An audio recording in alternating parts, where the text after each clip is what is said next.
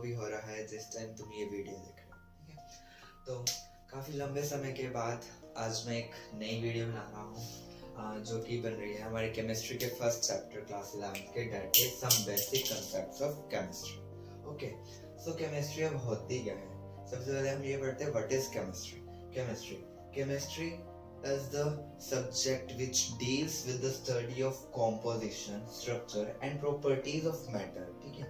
उसका composition, उसका structure और properties जो matters की है, और whether वो physical या किसी chemical change के अंडर जा रहा है, that is chemistry। क्या है वो? chemistry। तो chemistry के uses बहुत सारे हैं और chemistry की importance भी बहुत सारी है। So नेक्स्ट हम बढ़ते हैं मैटर की तरफ। मैटर क्या होता है? आज आप सभी 9th क्लास से पढ़ते आ गए हो। मैटर क्या होता है? Anything that occupies space and having mass। ठीक है, सिंपल सी डेफिनेशन है। कोई भी चीज जो स्पेस ऑक्यूपाई कर रहा है और उसका कोई मास है तो वो क्या है? मैटर। क्या है वो? मैटर। लाइक मैं भी मैटर हूँ, जिस चीज से मैं शूट कर रहा हूँ that is also called matter. आप भी मैटर हैं क्योंकि आप एक स्पेस ऑक्यूपाई कर रहे हैं और आपका कुछ मास भी है, और everything in this world is made up of matter. So अब मैटर्स की कुछ आगे कैटेगरीज की तरफ बढ़ते हैं। मैटर 2 पार्ट्स में डिवाइड होता है। इसको हम पूरा पहले रब कर लेते हैं और फिर उसके बाद इसका हम टेबल ही बना लेते हैं, ठीक है guys.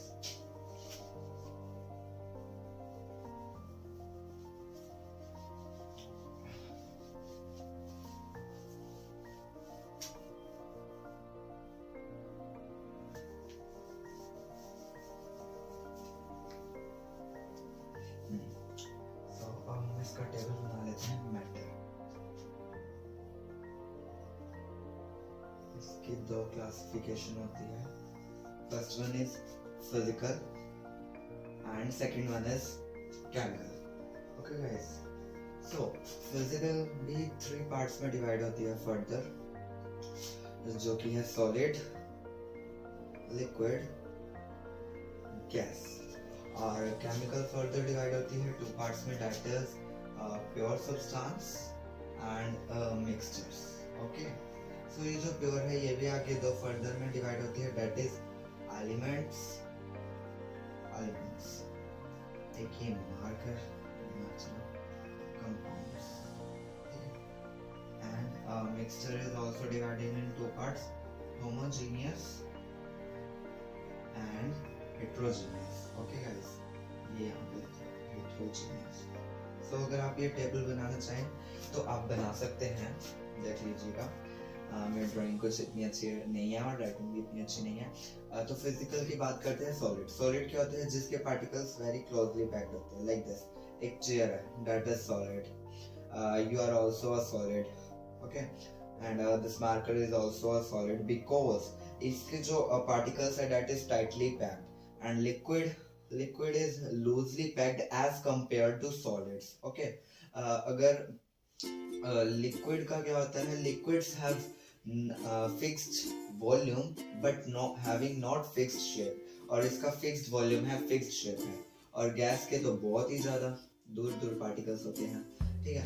So gas is completely, क्या कह सकते हैं हम उसे, इन रैंडम मोशन, ठीक है। गैसेस के जो पार्टिकल्स होते हैं वो रैंडम मोशन में होते हैं, वो कहीं भी जा सकते हैं, इंडिपेंडेंटली कहीं भी वो मूव कर सकते हैं, ठीक है। और जो गैसियस के पार्टिकल्स होते हैं they are very loosely packed as compare to liquid. अब आप समझ सकते हो गैसेस क्या होती है। इस कमरे में भी गैस है, बट ये मेरे को रोक नहीं पा रही है। अगर लिक्विड होता तो वो थोड़ा प्रेशर लगाता है या फोर्स, वो हम आगे पढ़ेंगे, and that is a different thing. अब आते हैं केमिकल क्लासिफिकेशन की तरफ। One is pure and one is mixture. What is elements? अगर कोई भी सब्सटेंस एक सिंगल एलिमेंट से मिलके बना है, नेचुरल एलिमेंट्स और एक आर्टिफिशियल एलिमेंट्स होते हैं, जैसे कि Na। ये Na है, इसमें सिर्फ Na में मान लो 2Na है, सिर्फ 2Na। वैसे पॉसिबल तो नहीं होता, मैं वैसे बात कर रहा हूँ।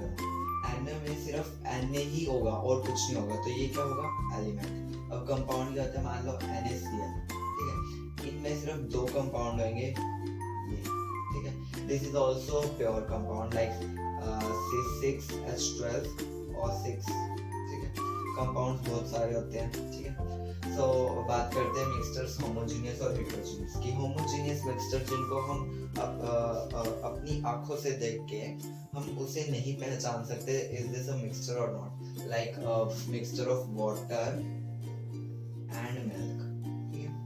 And next one is heterogeneous mixture. Heterogeneous mixture वो होता है जिसको हम अपनी आंखों से देख के बता सकते हैं कि दिस इज अ मिक्सचर और not a mixture, like sand and water.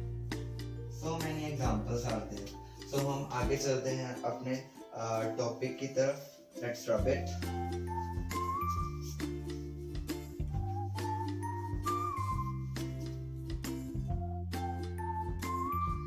Guys, this is my adhesive white wallpaper, and that's why I am some applying water on this. Don't worry, I'm not cheating. Otherwise this will get dirty. Okay guys, I have to apply some more water on it because the black is showing on this. Okay guys, so हम आगे study करते हैं atoms की atoms क्या होते हैं. It is the smallest particle of an element. कोई भी एलिमेंट का सबसे छोटा हिस्सा जो होगा या जो सबसे स्मॉलेस्ट जो सबसे छोटा पार्टिकल होता है, दैट इज कॉल्ड एटम. क्या होता है वो एटम. और molecules made up of 2 atoms और मोर देन 2 एटम्स. मॉलिक्यूल्स वो होते हैं जो 2 एटम या 2 मिले हुए ज्यादा एटम से बनके जो बनता है, that is called a molecules. ठीक है, अब हम आगे स्टडी करते हैं फिजिकल क्वांटिटीज. ठीक है, फिजिकल क्वांटिटीज क्या होती है? जो quantities which come across during our scientific studies. Okay, scientific studies. जो क्वांटिटीज हम जब भी हम कोई साइंस की स्टडी कर रहे होते हैं और जो क्वांटिटीज उस स्टडी करने के दौरान आती है, that is called physical quantities. Okay, तो हम अब कुछ फिजिकल क्वांटिटीज पढ़ते हैं.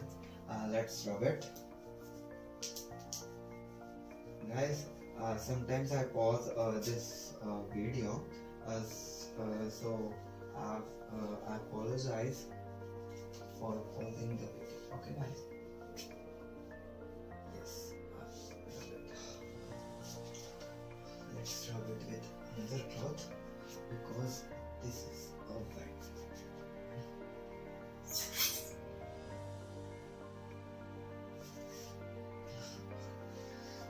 So physical quantities कौन सी आती है? टेबल बना लेते हैं, ये फिजिकल क्वांटिटीज का है.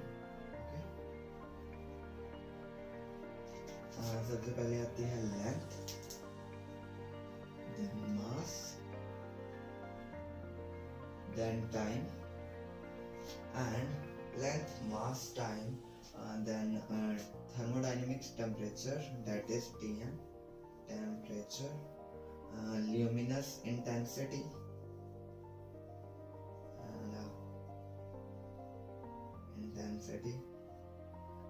current, and one more is there, that one is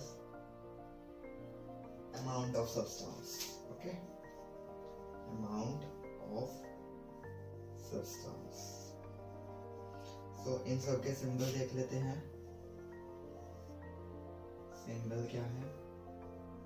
length का L, मास का M, T का स्मॉल t, इसका बिग T यानी कि कैपिटल T, और इसका S से IV, एंड करंट का I, and amount of substances M.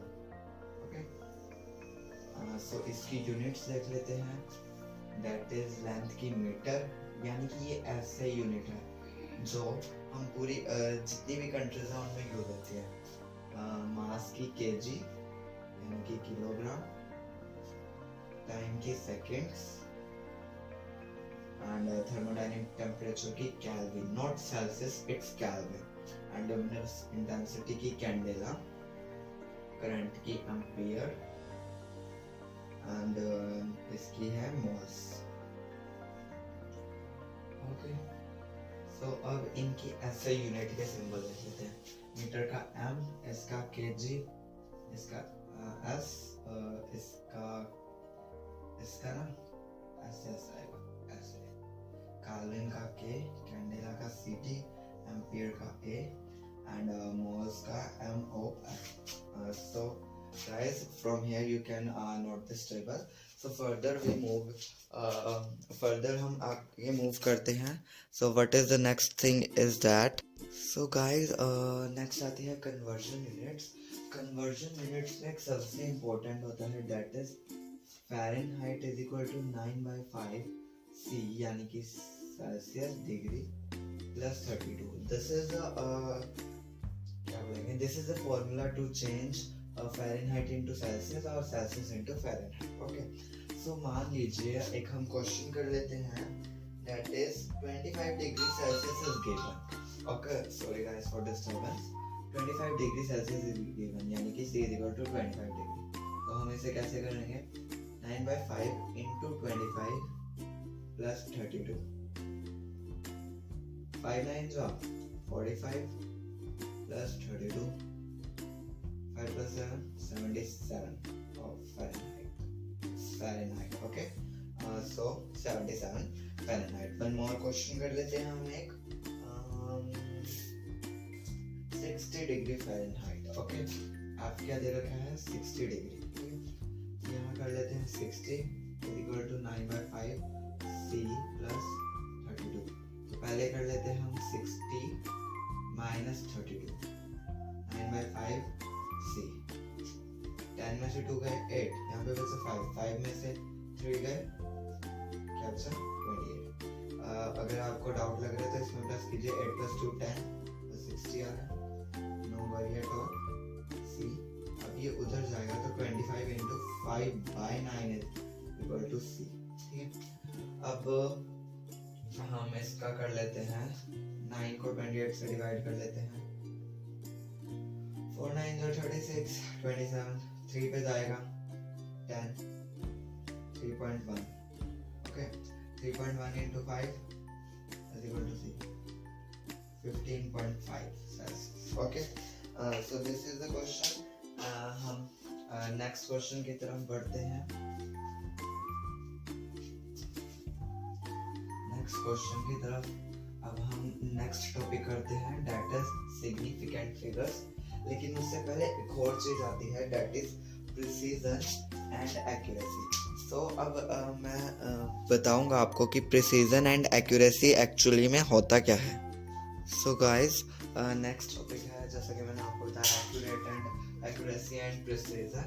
So accuracy क्या होता है और एक्यूरेट दोनों ही सेम चीजें हैं, बस मैंने इसको थोड़ा स्पेस के कारण इसको एक्यूरेट लिख दिया और इसको प्रिसाइज. ठीक है, accurate is the average value. अगर average value of different measurements is close to correct value, अगर जो एवरेज वैल्यू है और डिफरेंट मेजरमेंट्स की जो वैल्यू है इस मतलब जो ये मान लो ये कुछ वैल्यू दे रखी है 1 2 3 4 5 पर्सन ए की, और ये जो है वैल्यू ये एवरेज वैल्यू के आसपास है. ठीक है, so that means this is accurate. और प्रिसाइज का मतलब क्या होता है, अगर if the values of different measurements are close to each other, अगर ये जो सारी वैल्यूज हैं ये एक दूसरे के क्लोज है, ज्यादा दूर नहीं है. ठीक है, that means it is precision values. ठीक है, तो अब हम यहाँ पे एक एग्जांपल देखते हैं.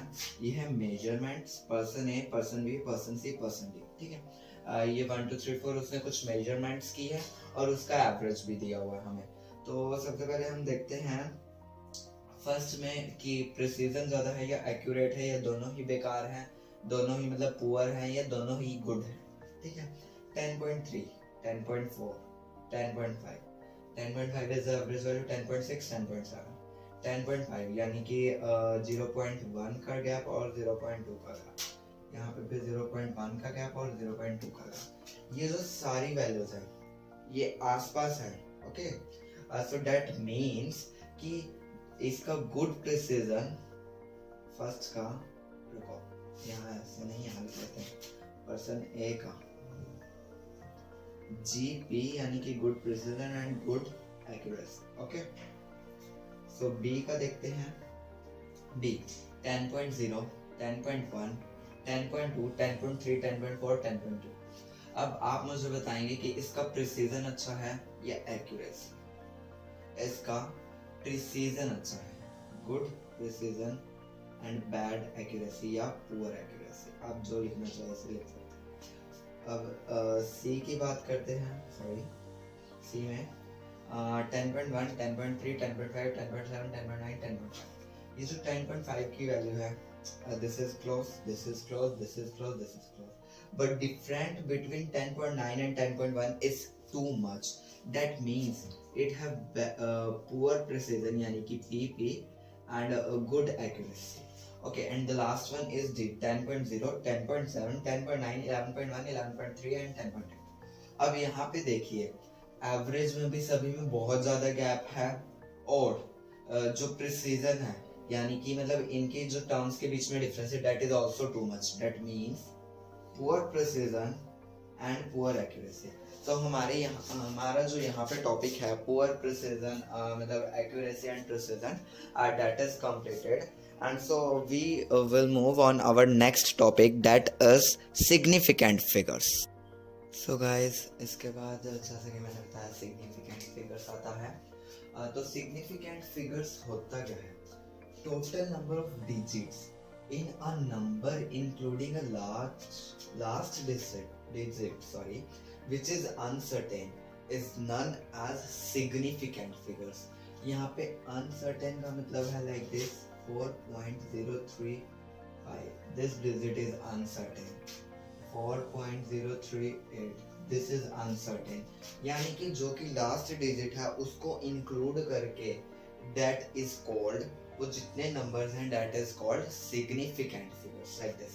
तो हम significant figures को काउंट करने के लिए कुछ रूल्स होते हैं।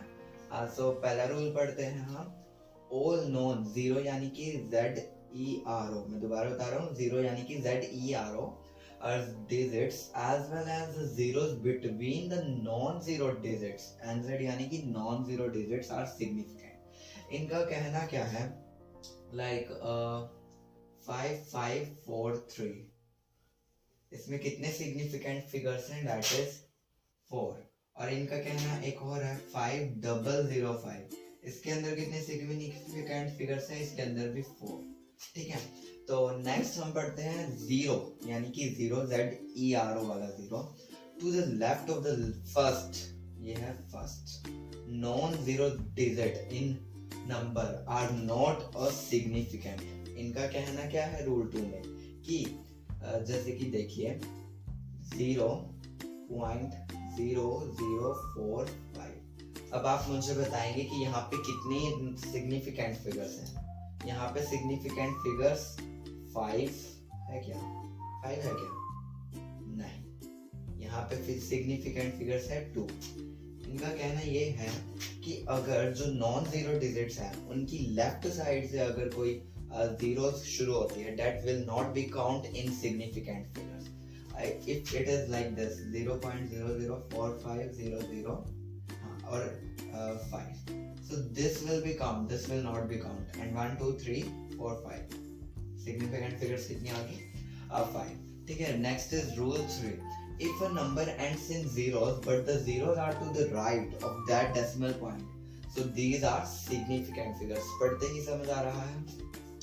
अगर लेफ्ट की बजाय, दिस इज नॉट पॉइंट, ये इसका फुल स्टॉप, ठीक है, लेफ्ट की बजाय 0.055600, ठीक है, राइट में जीरो से एंड होता है कोई भी number, that will be count in significant figures. ठीक है, so here significant figures 1 2 3 4 5।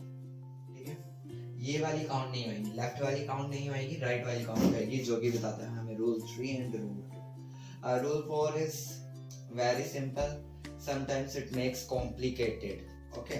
If a number ends in zeros but these are not to the right of a decimal point, these zeros may or may not be significant. अब may or may not be significant. This will create a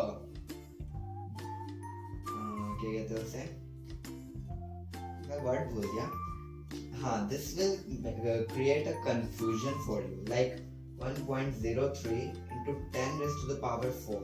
ठीक है, then there are 3 significant figures. ठीक है, और अगर हम इसको ऐसे लिखते हैं 1.03 into 10, ठीक है, तो हम इतनी कट गया 10300, तो counter 1 2 3 4 5. This will be 5 significant figures. So may और may not be significant का मतलब ये है. तो अब हम नेक्स्ट पढ़ेंगे that is कि significant figures को addition में कैसे काउंट किया जाता है और multiplication and division में. Only one rule is there for division, addition, subtraction and division, and one more is there, that is multiplication. Okay, very simple rules are there, don't worry. Let's rub it. I think I don't, मुझे लिखना नहीं चाहिए. I don't have to write the rules because rules are very simple. ठीक है, in addition और subtraction क्या होता है? Addition and subtraction के जो rules होते हैं that are similar. क्या होते हैं वो? Similar होते हैं. ठीक है, उनका कहना क्या होता है, like 2.02 plus 3.0054 plus 3.06428. ठीक है, इन सबको प्लस कीजिए. 2.02, 3.0054, 3.06428. So what will be the answer? 86986. It is 8.0. This will be 8. This is the answer. ठीक है, आप इसको ऐसे नहीं लिखेंगे if it will be the ask in the case of significant figures. ठीक है, आप इसे कैसे देखेंगे? सबसे least significant figures किस में है? इसमें है. It is 1 2 3 कि डेसिमल के बाद सबसे कम जो significant figures है वो किस में है? इसमें 1 2 1 2 3 4 1 2 3 4 5 किस में है? इसमें 1 2. ओके, सो हम इसको सिर्फ 2 digits तक ही लिखेंगे. That answer will be 8.08. So this is the rule for addition and subtraction. So basically we will move further for multiplication and division. Okay guys.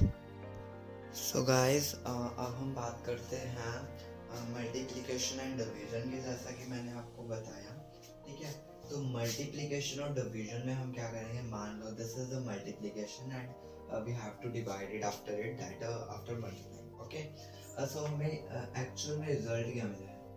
This is the actual result. What we have to do in multiplication or division, we have to round off the answer, like 0.769298. ठीक है, so हमें इसको क्या लिखना है? 0.69 है ना, यानी कि it's near to 70.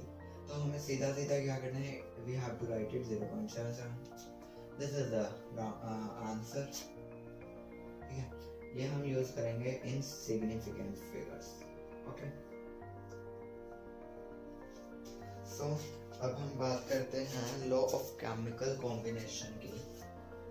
So laws of chemical combination, there are 5 laws of chemical combination, and which first one is law of conservation of mass. Okay, so mass क्या है? This law states that matter can neither be created nor be destroyed. ठीक है, और जैसा कि I think you have to study it in 10th class में भी, that mass can neither be created nor be destroyed in first chapter, which is I think chemical reactions and equations like this. ठीक है, it states that matter can neither be created and nor be destroyed. Okay, and nor be destroyed like this. मान लो CaCO3 है, इसको heat करेंगे So what we will get? CaO plus CO2. ठीक है, calcium का मास 40, carbon का होता है 12 एंड ऑक्सीजन का 16. तो 40 plus 12 plus 16 3 is 48 is equal to Ca calcium into calcium यानी कि 40 plus 16 plus carbon is 12 plus 16 to the 32. ठीक है, 16 into 2 तो 40 plus 12 कितने होंगे? 52 and 52 plus 48 will be 100. Alright, let's see. And this will be again 48, 40 plus 12, 52, yes. So here what we see that matter can neither be created, sorry, ये लिखना भूल गया था, neither be created and nor be destroyed, okay, and not be destroyed, as we have seen it through the example, which is the calcium carbonate, and when we heat it we get calcium oxide plus carbon dioxide. okay, जब हम calcium carbonate को heat करेंगे हमें मिलेगा calcium oxide plus carbon dioxide, and after that हम इनके masses को plus करेंगे वी गेट 100, एंड इस यानी कि this is the reactants. When we mass of reactants is always equal to the mass of products. Okay, so products के mass को plus करेंगे we get 100, and so this states that matter can neither be created and nor be destroyed. So our next law is law of constant composition. Okay guys, constant composition or definite proportion, ये हमें क्या बताते हैं?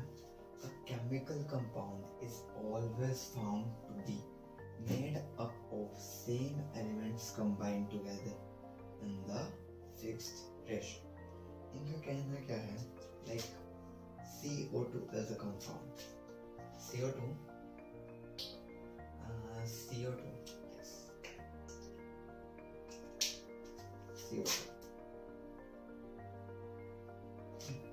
CO2 carbon का मास कितना होता है?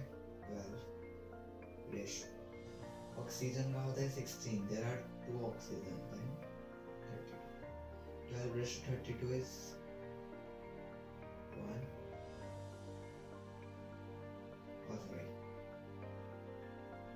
by mistake, 3 ratio 8. okay, so ये जो CO2 है it always form in the ratio of 3 ratio 8, और जो H2 है ये भी सेम रेशो में रहेगा, H2 का मास 2 रेशो 16 1 रेशो 8. इनका कहना है कि कोई भी कंपाउंड जब भी बनेगा तो वो अपनी सेम यानी कि फिक्स्ड कंपोजिशन में बनेगा. Okay, so next is law of multiple proportion, and just law of multiple proportion. When two elements combine two or more chemical compounds, then masses one of the elements which combine with fixed mass of the other bear a simple ratio to another. कुछ पहले नहीं पढ़ा आपको definition से, तो मैं हूँ ना, मैं बताता हूँ क्या है. इनका कहना है sorry guys, some disturbing is here. मैं कह रहा था कि लॉ ऑफ मल्टी प्रोपोर्शन क्या होता है. जैसा कि मैंने आपको डेफिनेशन पढ़ के बताया था कि आपको कुछ पहले नहीं पढ़ा होगा. तो इनका कहना है कि CO2 एंड CO यानी कि carbon dioxide and carbon monoxide, ठीक है, यहाँ का जो कार्बन है it will be in the same ratio, but this is the O2 will be in the and O will be in the simple ratio.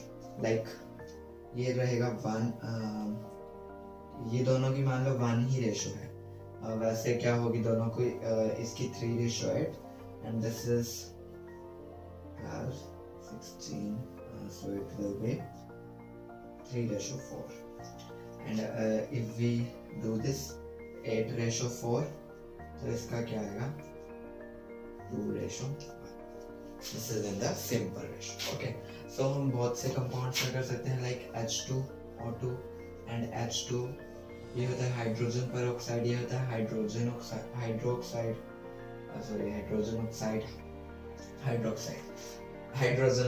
Water H2. ठीक है. This is a 2:16. No, it's 32 and 2:16. This will be in the again same ratio 1:16 and 1:8. And if we do 16:8, then we will get 2:. It is again in the simple ratio.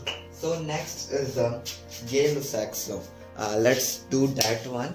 Which is and one more is there, that is law of reciprocal proportion, which is not in your syllabus, so don't worry, we will do Gay-Lussac's law.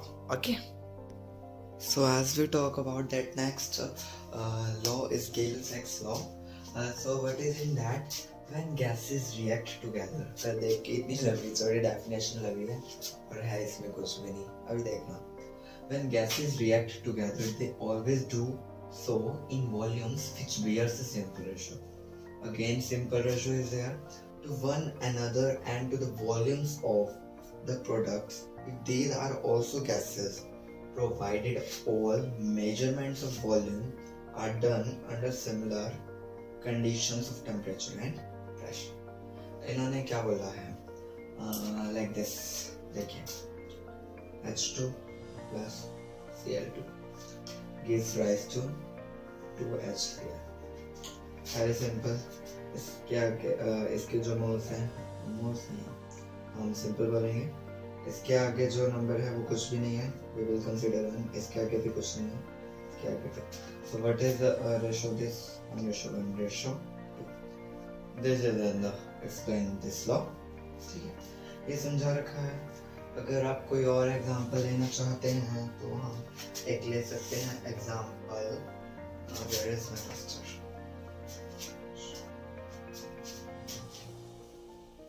Simple example. 2H2 plus O2 give rise to 2H2O.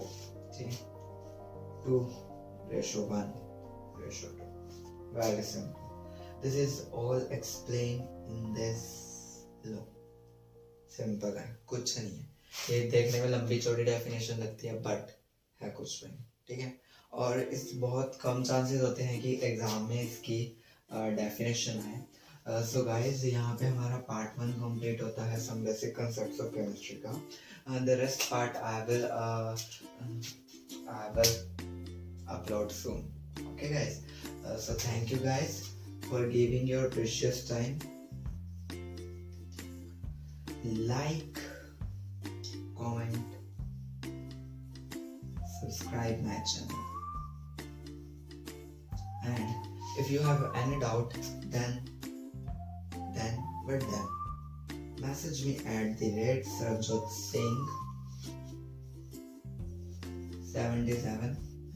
What is this? This is my Instagram ID. Okay, you can message me on this, and if you have any doubt or anything which you fail to say, then message me on this.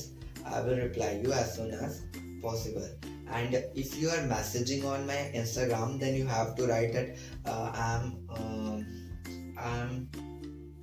I have a compliment for YouTube video. Okay, so this you have to say. Thank you guys. Thank you so much. Please like, share, and subscribe and comment all the things which we do. Please do it.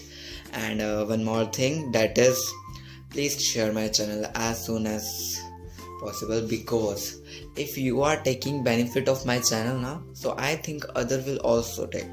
Others have also right to take the benefit of my channel. So that means you have to share. आपको क्या करना है? आपको share करना है मेरा channel, क्योंकि जैसा कि आप इसका फ़ायदा उठा रहे हैं, मेरी वीडियोस का फ़ायदा, यानी कि मतलब आपको फ़ायदा हो रहा है मेरी वीडियोस देख के, आप पढ़ रहे हैं, तो आपको मेरे चैनल को सब्सक्राइब करना है और अपने दोस्तों के साथ शेयर करना है. Thank you. Bye bye guys. Bye bye and good evening, good night, good morning and one good afternoon, जिस समय भी आप देख रहे हैं। Thank you.